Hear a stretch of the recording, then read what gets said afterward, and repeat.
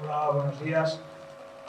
Yo también lamentablemente me voy a tener que ir, no, lo siento mucho porque quisiera escuchar todas las comunicaciones, pero también tengo que asistir al encuentro al que está porque ya estoy ahí representando a la asociación, al colectivo al que pertenezco, que es la comunidad de presos y presas y represaliados y represaliadas.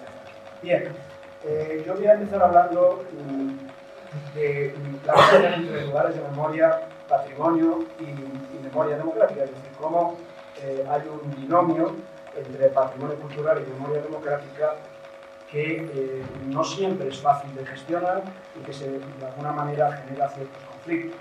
Es decir, la cuestión es cómo podemos interpretar una herencia que está imbuida de símbolos y mensajes que hoy en día para nuestros valores democráticos resultan ajenos e incluso ofensivos, al tiempo que preservamos y resignificamos los bienes testimoniales portadores de memoria colectiva como recursos patrimoniales para la creación de cultura democrática ciudadana, es decir, patrimonio urbano y los lugares de memoria y todo esto en un contexto de interpretación a la luz de nuestros valores democráticos actuales. Es decir, digamos, la disyuntiva se plantearía en términos de conocer e interpretar versus o contar y borrar, es decir, contar y borrar aquello que no nos interesa, que no nos gusta, frente a conocer e interpretar eso, incluso aquello que nos resulta de alguna manera ofensivo o que nos contradice nuestras sensibilidades o nuestros principios o nuestros criterios actuales, ¿no? Hay que tener en cuenta que el patrimonio es el testimonio disponible del pasado, que nos ayuda a imaginarlo, es decir, sin el patrimonio estamos cojos, estamos, digamos, faltos de recursos para interpretar y para conocer el pasado. Por eso es tan importante mantener y preservar el patrimonio frente a tendencias o tentaciones de limpieza ideológica que sería borrar del patrimonio, de lo que hemos heredado, de nuestro legado, borrar aquello que nos ofende o que nos resulta hoy en día molesto, ¿no? Y ahí hay unos elementos fundamentales que son lo que llaman algunos historiadores, algunos teóricos de la memoria, los nudos de la memoria, aquellos elementos que son especialmente conflictivos. Bueno, en el caso del Estado español, yo creo que podríamos siempre hablar de uno que es emblemático, que es el famoso Valle de los Caídos, Valle del Cuelga. Es decir, es un elemento típicamente, un nudo de la memoria que de alguna manera nos plantea unos desafíos difíciles de resolver. El patrimonio lo vamos siempre, o lo valoramos desde hoy, lo valoramos siempre a través de tres filtros o de tres miradas. La mirada histórica, es decir, su importancia histórica, también la mirada estética, digamos, la medida que resulta más o menos atractivo para nuestros gustos actuales, artísticos, y simbólico y ideológico, es decir, ese mismo patrimonio tiene una carga. Es decir, cuando nosotros vemos una estatua de algún prócer o de alguna persona histórica, pues evidentemente tenemos las tres miradas que, bueno, pues de alguna manera son conflictivas. La cuestión es que cada vez, cuanto más lejos está de nuestro presente ese elemento patrimonial, menos carga ideológica normalmente le atribuimos y, sin embargo, pues nos ofenden mucho, por ejemplo, monumentos que se refieren a hechos recientes, y sin embargo hay monumentos que no nos ofenden, ante los que manifestamos una indiferencia desde el punto de vista ideológico y, sin embargo, representan a lo mejor valores absolutamente contrarios a nuestros principios actuales, del esclavismo, del colonialismo, del racismo, etc., y sin embargo no los asociamos. Es curioso que con la oleada iconoclasta que recorre el mundo desde los últimos años, sin embargo se han recuperado, es decir, el cuestionamiento de las estatuas de Colón en Latinoamérica, incluso en Estados Unidos, de pronto ha puesto sobre el tapete algo que ha sido realmente novedoso, ¿no? Y que de repente algo que parecía que era parte del escenario, parte de la decoración de nuestras ciudades, de repente ya no es simple decoración, sino que es algo que nos apela y nos ofende, ¿no? Entonces, bueno, todo esto genera bueno, pues, elementos de reflexión en torno a qué es el patrimonio y qué es la memoria y qué son los lugares de memoria. No puedo entrar a una tipología detallada de qué hablamos de lugares de memoria porque no hay tiempo. Estamos hablando desde un monumento hasta un espacio, hasta el paisaje, como podría ser el paisaje, por cierto, de la desbandada o el territorio de los Mercedes. Es un concepto tan amplio que necesitaría muchísimo tiempo. Entonces, hay tentaciones, como son la de la cancelación, el lavado, digamos, el lavado de imagen, el blanqueamiento o la medicación crítica, que las tres serían posturas que yo creo que son erróneas. Lo que tenemos que hacer es ser capaces de conocer, documentar y, en su caso, resignificar esa palabra clave que se utiliza mucho en este campo de memoria y del patrimonio urbano, significar esos objetos, ¿no? Cuando hablamos de lavado, de blanqueamiento, me gustaría, a veces, hay cosas que nos llaman mucho la atención, ¿no? O que de alguna manera no analizamos suficientemente matizadamente, ¿no? Es decir, cuando vemos, es un tema que yo he discutido mucho con muchos compañeros y compañeras, y que está muy ahí en el día a día, ¿no? Y es el tema de las iglesias, nuestras iglesias, con sus símbolos falangistas, ¿no? Es decir, cuando nosotros exigimos a las iglesias que quiten los elementos, esos símbolos, a veces no caemos en la cuenta de que estamos borrando la historia de la iglesia. La iglesia fue aliada, firme, aliada en primera línea de los crímenes del franquismo, y por eso tiene esos símbolos ahí. La iglesia es partidaria de borrarlos, porque es partidaria de borrar y de lavar su imagen y blanquear su imagen. Entonces a veces deberíamos reflexionar un poco sobre eso. ¿Estamos de acuerdo en blanquear la imagen de la iglesia? Por ejemplo, es decir, los símbolos urbanos, el patrimonio urbano, nos transmiten mucha información.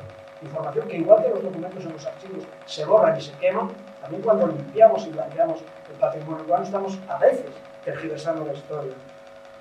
Bien, hablamos de patrimonio urbano, hablamos de lugares de memoria, no todo es conflictivo ni traumático, pero yo me voy a centrar un poco en lo traumático, porque eso es lo que realmente es conflictivo. Es decir, hay mucho patrimonio, hay mucho legado, hay mucha memoria colectiva que no es traumática, sino que se refiere a nuestras fiestas, se refiere a nuestro folclore, se refiere a cosas que son realmente no nos rasgan, no nos rompen por dentro, ¿no? Pero yo voy a hablar sobre todo del patrimonio traumático, que es el complejo. Entonces, en el patrimonio traumático hay hechos del pasado que nosotros reivindicamos, ¿no? Por ejemplo, pues, en los monumentos o los memoriales de Hiroshima o de Nagasaki, el pueblo japonés los reivindica porque es parte de su sufrimiento. Pero hay patrimonio, hay hechos del pasado que nos avergüenzan, son parte de nuestros hechos del pasado, nuestros antepasados, que hoy en día nos parecen vergonzosos porque son parte de nuestra de una herencia que no queremos, y luego hablaré un poquito más, no queremos. Yo digo que esos lugares de memoria, cuando se refieren a esos hechos traumáticos que nos avergüenzan, son los que realmente constituyen lo que llamamos test de estrés democrático. Es decir, los países que han conseguido resignificar o han conseguido memorializar ese pasado, incluso musealizar ese pasado, son países, son sociedades, son colectivos que han conseguido de alguna manera superar esa vergüenza y ese afán de ocultación, esa falsificación de la historia. Ayer hablaba, ha habido tantas ponencias que llevo aquí una semana, ayer hablaba el alcalde de la Argelès-sur-Mer de ese memorial, modesto, pero importante, simbólico que han creado en su ciudad, parecido al que tiene en Besaltes, muy cerca también, cerca de Perpiñán también, y ahí hay una historia de autocrítica, hay una historia de reflexión y introspección del pueblo francés, que durante muchos años no quiso saber nada de las atrocidades que había cometido, por ejemplo, con los republicanos españoles, o por ejemplo con los prisioneros argelinos, o en fin, muchas otras experiencias de su pasado, o con la colaboración con el régimen de Hitler, ¿no? Bueno, pues a través de un proceso de autocrítica, ese estrés democrático, ese test de estrés democrático hoy en día, cuando uno visita esos lugares, o el Museo de la Esclavitud en Alabama, en la ciudad de Montgomery, que es muy reciente, y ha sido también un test muy duro, porque ha creado una gran polémica y hay mucha gente que no quiere reconocer, o que no quiere que se hable. Eso es conocido, es un hecho conocido, pero es mejor no hablar, es mejor ocultarlo. O cuando uno visita, por ejemplo, el Centro de Interpretación y Documentación del Nazismo en la ciudad de Múnich, un sitio espectacular, inmenso, que han construido y donde hacen realmente un análisis concienzudo de cómo surgió el nazismo, qué fue el nazismo, y eso lo hace la propia sociedad de donde surgió, y está hablando de sus padres y sus hijos, sus abuelos. Bueno, pues todo esto son lugares de memoria, ¿no? Entonces, cuando se habla de patrimonialización, es decir, incorporar ese legado de la represión y del terror a nuestro acervo cultural, nosotros en el Estado español tenemos un atraso endémico, ¿no? Ya no voy a hablar ahora de la transición, lo que supuso la transición, las secuelas de la transición también en términos de lugares de memoria, donde no hay apenas políticas públicas de creación de lugares de memoria, pero la importancia de los lugares de memoria para la construcción de la memoria democrática. No sé cómo decirlo. ¿Sí? Sí. Bueno,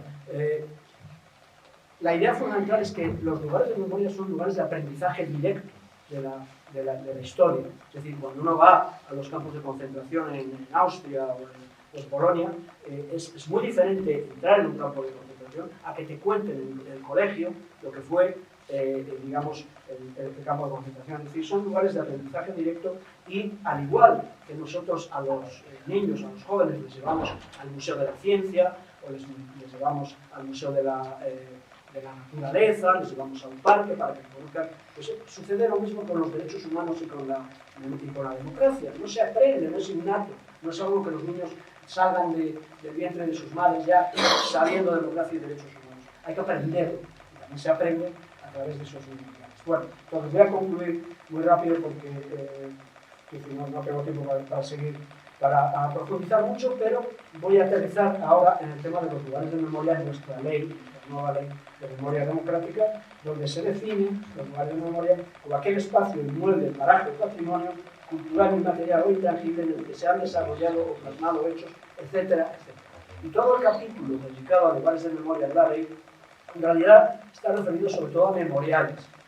Yo quiero enfatizar también que es algo que hemos cuestionado en esta redacción de la ley y habíamos propuesto que se hiciera una pequeña adenda o una pequeña enmienda, es que los memoriales son un aspecto, pero no son los centros de memoria o los museos de la memoria que nosotros tenemos que identificar. Un memorial es un sitio que es un testimonio, nos dice una información, que puede haber un QR, que puede haber más información, pero hay que hacer espacios inmersivos donde uno pueda hacer esa experiencia del conocimiento del pasado a través de ese lugar, ¿no? Y en ese sentido, nosotros pedíamos que hubiera un auténtico centro de memoria.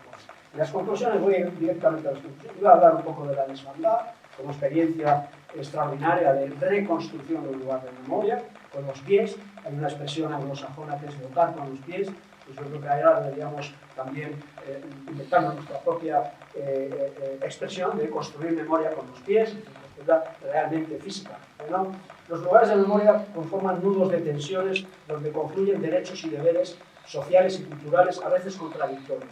El derecho a la ciudad y el territorio, el derecho y el deber de la preservación del patrimonio, el derecho y el deber de la memoria colectiva. Yo cuando hablo de lugares de memoria me gusta relacionarlo con el derecho a la ciudad, que es algo que está surgiendo ahora en los movimientos ciudadanos. Pues eso tiene, yo cuando estoy, digamos, hablando con gente de los movimientos vecinales, muchas veces les digo, el derecho a la memoria también forma parte, o la memoria también debería formar parte del derecho a la ciudad y al territorio.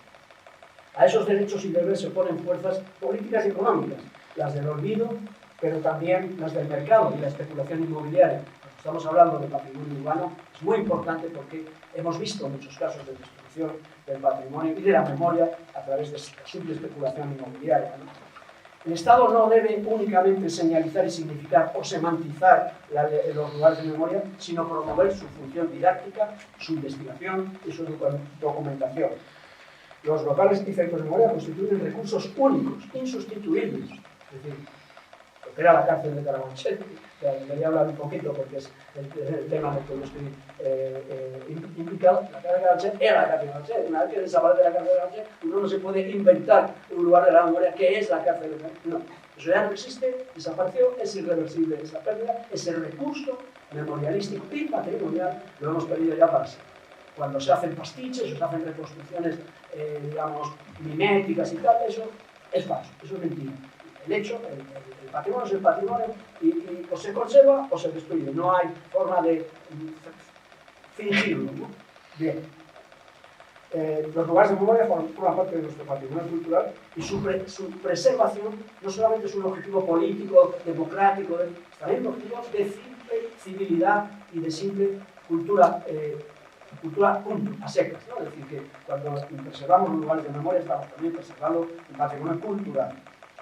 Los nudos de la memoria, los lugares traumáticos, son esa preservación de esos lugares traumáticos, una prueba tanto de madurez democrática como de honestidad colectiva y también de responsabilidad hacia las generaciones venideras. Y ya acabo con una última reflexión en relación a cómo los lugares de memoria del caso del Estado español se deben vincular también a la lucha contra la impunidad que es el objetivo en particular en el que está comprometida la Asociación Memorialista, sobre todo, el primer objetivo con el que nos planteamos. Los lugares de memoria son también el testimonio de los crímenes, dado que en este país ni se investigan los crímenes ni se documentan los crímenes. Cuando borramos también el lugar de los crímenes, entonces estamos realmente contribuyendo a la negación de la historia.